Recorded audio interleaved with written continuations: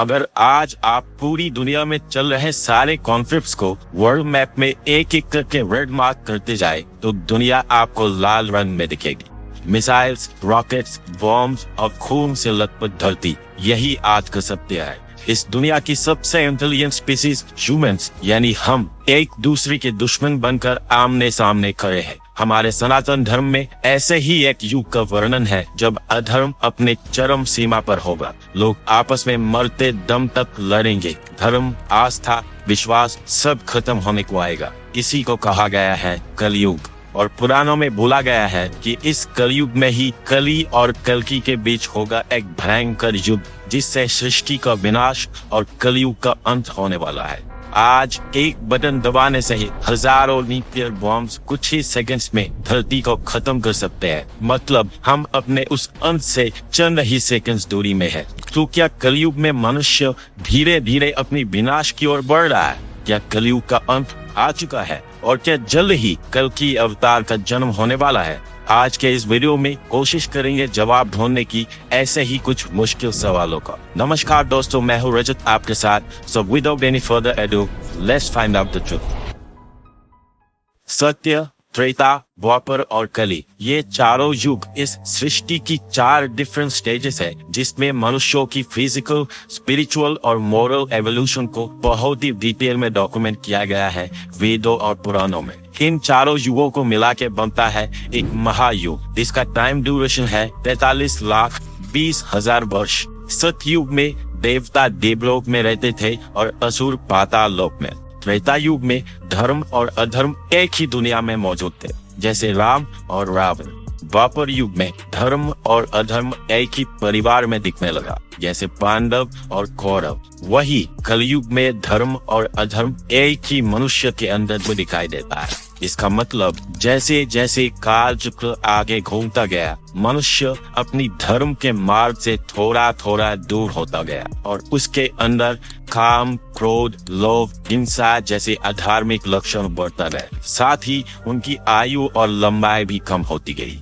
पुराणों में कहा गया है कि हर युग में जब जब इंसानियत, अच्छाई और चरित्र का पतन होगा, तब तब एक महाप्रलय होगा और भगवान स्वयं अपने अवतार रूप में आकर अधर्म का विनाश और धर्म की पुनर्स्थापना करेंगे। फिर इस सृष्टि की दोबारा शुरुआत होगी एक नए युग के साथ, और ऐसे ही युग चक्र एक साइक्लिक ऑर्डर में घूमता जाता है। जैसे सत्ययुग के बाद त्रेता युग, उसके बाद द्वापर और फिर कलयुग आता है। देन अगेन ये ऑर्डर कलयुग से रिवर्स में रिपीट होता है।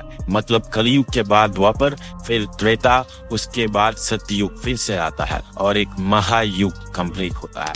अगर बात करें इम्पोर्टेंट इवेंट्स की, तो सत्ययुग को छोड़ के त्रेता, द्वापर और खासकर कलयुग को समझना हमारे लिए बहुत जरूरी बन जाता है, क्योंकि इससे हमको पता चलता है कि हम अभी तक अपने धर्म के रास्ते से धीरे धीरे करके कितना दूर बढ़ चुके हैं। पुराणों में जो वर्णन दिया गया है उसके साथ आज के समाज में कितना सिमिलरिटीज है, ताकि हम आने वाला कल का अंदाजा लगा पाए। त्रेता युग में मनुष्य थोड़ा स्वार्थी हुआ और उसे ईर्ष्या और द्वेष जैसे अवगुण मनुष्यों में जागने लगा, लेकिन अधर्म की मात्रा फिर भी कम थी। इसी युग में रावण वध के बाद श्री राम अयोध्या लौटकर राम राज्य की स्थापना की थी, और कुछ सालों बाद जब वो वैकुंठ धाम लौट गए थे, तब त्रेता युग की समाप्ति हो गई और उसके बाद शुरू हुआ कालखंड का तीसरा युग यानी द्वापर युग। इसी युग से मनुष्य की चरित्र का पतन शुरू हो जाता है। दूसरों की संपत्ति, धन और यहाँ तक कि स्त्री पे बुरी नजर डालने जैसा कुकृत्य भी मनुष्य करने लगता है। द्वापर युग में मनुष्य जाति के 4 वर्ण ब्राह्मण, क्षत्रिय, वैश्य और शूद्र का भेदभाव भी अपने चरम पर था। इसी युग में महाभारत की लड़ाई भी लड़ी गई थी और एक बार फिर से भगवान ने अपने श्री कृष्ण अवतार में आके सृष्टि में धर्म की पुनर्प्रतिष्ठा की। लेकिन इसके बाद गांधारी के श्राप से जब भगवान श्री कृष्ण की मृत्यु हुई थी, तब शुरुआत हुई कलयुग की। कलयुग की आयु 4,32,000 साल है और अभी सिर्फ 5,125 साल ही बीते हैं। मतलब अभी भी 4,26,875 साल बचे हुए हैं। कलयुग में मनुष्यों का चरित्र कैसा होगा, पुराणों में इसका डिटेल डिस्क्रिप्शन मिलता है। जैसे ब्राह्मण वेदों का पाठ नहीं करेंगे, क्षत्रिय प्रजा की रक्षा नहीं करेंगे और चोर प्रवृत्ति के लोग शासन करेंगे। हिंसा, लोभ, मोह, काम, क्रोध, वासना, द्वेष, माता पिता का त्याग, स्त्री अपराध, जीव हत्या, तामसिक भोजन जैसे अधर्म इस समाज पे पूरी तरह से हावी हो चुका होगा। और आज कुछ ऐसे ही होता हुआ देख भी रहे हैं हम हमारे आसपास। लेकिन पुराणों में ये भी कहा गया है कि हर युग की तरह कलयुग में भी अधर्म का विनाश और धर्म का पुनर्स्थापना करने भगवान विष्णु अपने 10वें अवतार यानी कल्कि अवतार के रूप में धरती पर अवतारित होंगे। तो कौन है ये कल्कि अवतार?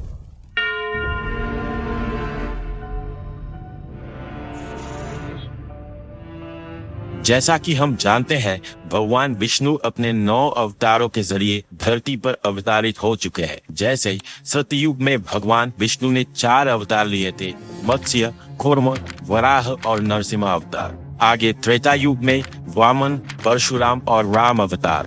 द्वापर युग में श्री कृष्ण और बुद्ध अवतार एवं कलयुग में होगा कल्कि अवतार। कलयुग में कली का मतलब है डार्कनेस, अंधकार। पुराणों की माने तो सत्य, त्रेता, द्वापर युग में अभी तक जितने भी असुर देखा गया है उन सब से कई गुना ज्यादा भयंकर है कलयुग का कली असुर, जो मनुष्यों की दिमाग से धर्म की भावना को खत्म कर देता है। कली अमर है और अदृश्य भी। जब भी इंसान जुआ खेलता है, शराब पीता है, अनैतिक संबंध बनाता है, हिंसा करता है या चोरी करता है, इसका मतलब वो पूरी तरह से कली के प्रभाव में है। और देखा जाए तो आज हमारे समाज में भारी संख्या में लोग यही करता दिख रहा है। मतलब आज नहीं तो कल कलयुग अपने चरम पर होगा।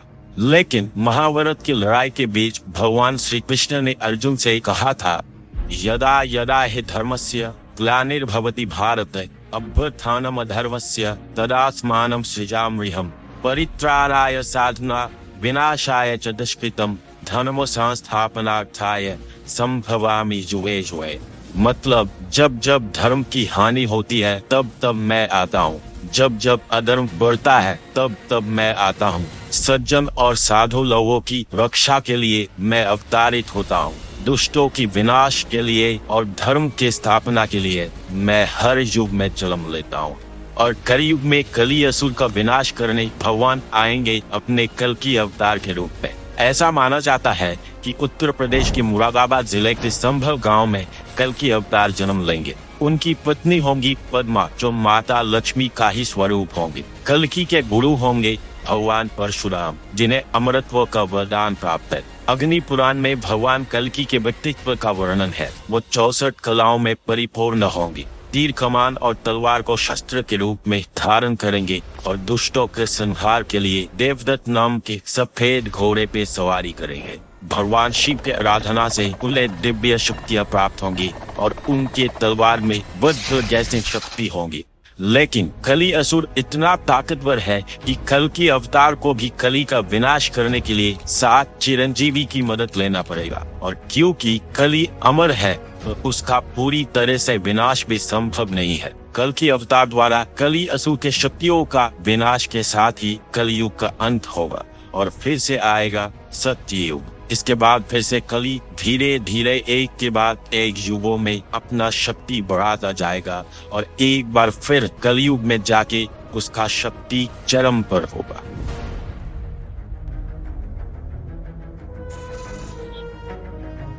अगर रिसेंट कॉन्टेक्स्ट में देखा जाए तो लगता तो यही है कि हम घोर कलयुग में जी रहे हैं। और दिए गए विवरण के अनुसार ही दुनिया अभी बहुत ज्यादा अशांत हो चुकी है। जैसे दुनिया पर अपनी सत्ता कायम ताकत का वर्चस्व के चलते जब वर्ल्ड वॉर 1 लड़ा गया था तो इस लड़ाई से लगभग 4 करोड़ लोग मारे गए थे।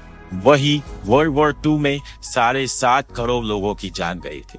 9/11 के बाद से जब यूएसए ने अफगानिस्तान में वॉर ऑन टेरर डिक्लेयर किया, तब से इस लड़ाई पे भी करीब लाखों की संख्या में लोग मारे गए हैं। वही अफ्रीकन टेररिस्ट ग्रुप बोको हरम, जो अफ्रीका में सलाफी इस्लामिक स्टेट बनाना चाहता है, उसने 2002 से अब तक 50,000 से ज्यादा लोगों को मौत के घाट उतार चुका है और 25 लाख लोग इनकी खौफ से डिस्प्लेस्ड हो चुके हैं। इसके अलावा भी Israel Palestine war, ISIS attack, India Pakistan war जैसे कई सारे जंग चल रहे हैं या लड़े जा चुके हैं रिसेंट टाइम्स में। आज जहां भी नजर दौड़ाएंगे वही वॉर क्राइम्स, मास किलिंग्स जैसे इनह्यूमन इंसिडेंट्स नजर आते हैं। रशिया आए दिन न्यूक्लियर वॉर की धमकी देता रहता है और US, Russia, France, China, UK, Pakistan, India, Israel और नॉर्थ कोरिया के पास इन टोटल लगभग 13,000 न्यूक्लियर वेपन्स है। कभी भी अगर कोई न्यूक्लियर वॉर शुरू हुई तो इंसानों की क्या दुर्गति होगी, इसका थोड़ा बहुत अंदाजा आप आराम से लगा सकते हैं जापान की हिरोशिमा और नागासाकी की घटना को देखकर। हम हमारे लापरवाही की वजह से सिर्फ इंसानों को ही नहीं बल्कि इस पूरी धरती को गहरी चोट पहुंचा रहे हैं। आज धरती का तापमान लगातार बढ़ता जा रहा है। कई प्रजाति के जीव विलुप्त हो चुके हैं। पेड़ पौधे बेहिसाबी से काट ले जाते हैं। मौसम भी बदलता जा रहा है। कभी भयानक बाढ़ आती है तो कभी अकाल सूखा। रोज की खबरों में हत्या, डकैती, हिंसा, बलात्कार जैसी चीजें बहुत ही आम हो चुकी है। और हैरानी की बात यह है कि इस सब से हमें अब ज्यादा कुछ फर्क भी नहीं पड़ता। ऐसा लगता है कि इस धरती को ही हम नर्क बनाने चल पड़े हैं। तो ये घोर कली नहीं तो क्या है? गरुड़ पुराण में इन अलग अलग पापों के लिए अलग अलग सजाएं लिखी गई है जो आप जान सकते हैं इस वीडियो से। हालांकि पुराणों की माने तो अभी भी कलयुग के करीब 4.5 लाख साल बचे हुए हैं, लेकिन हालत ऐसी हो रखी है कि हम कल की अवतार के दहलीज पे खड़े हुए हैं। और काल चक्र का जो नियम है वो तो होगा ही, लेकिन इस चक्र से हमारी मुक्ति के लिए एकमात्र रास्ता है हमारे अच्छे कर्म। ये हमारी जिम्मेदारी है कि कली की माया से अपने आप को दूर रखना। उम्मीद यही है कि इस काम में हम सब कामयाब होंगे। क्यों होंगे ना? बताइएगा कमेंट्स में। और तब तक के लिए जय श्री कृष्णा।